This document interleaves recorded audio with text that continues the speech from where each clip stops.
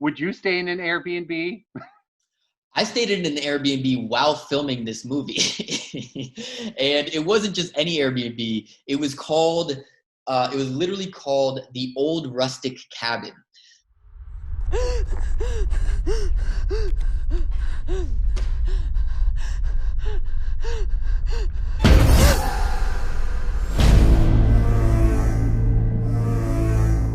This is awesome. Congratulations, my bud. Thank you, man. That means a lot. Yeah, we've been seeing each other from the beginning of my career, so it means a lot coming from you. Thanks, Dave. So I'll open with that question. We've talked a ton about your acting roles, and now I want to talk about what it was like for you to be behind the camera. What made it so different for you? I had such a great time. I mean, I've been wanting to do this for a long time. I started directing on a much smaller scale about a decade ago when I was making short films and skits for funnyordie.com. And I've been wanting to take the leap to directing a feature. But candidly, I was a little nervous and I was wanting to wait for the right project.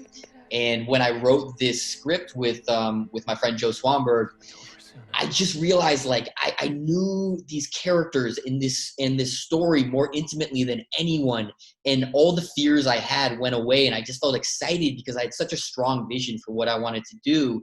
And then when I got on set, I realized that I knew a lot more than I thought I did because of the fact that I've been on so many sets as an actor. And it just made me think about how a lot of first-time directors, when they're stepping on set that first day, that's their first time on any set ever. And so they're just learning like the dynamics of how things work and just like the baseline of just like, yeah, just how a set functions. And so I felt like I was able to skip those steps. I know you're a horror movie fan, but there had to have been an adrenaline. There has to be an adrenaline rush when you're directing and telling this story, because this story, no spoilers today in my questions. This story is insane. You and I see the grin on your face. So there had to have been an element of the adrenaline rush going as you were telling this story. Am I right?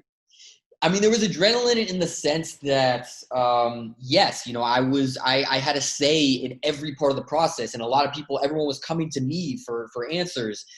But what I will say is, one of the smartest things I did was I really vetted the crew in an extensive way where, obviously I wanted to be surrounded by people who were very talented, but it was just as important to me that they were very nice and that they were going to work their asses off. And so in the end, all these people around me who were so good at what they did. And every day, instead of having to micromanage everyone, I was mainly just encouraging them to do what they're good at. And so there was adrenaline in the sense that we were just all happy to be there and we were working together, and it was this like beautiful collaboration. I have decided to put off any weekend trips for the rest of my life after seeing this. So my question to you, Dave, is: would you stay in an Airbnb?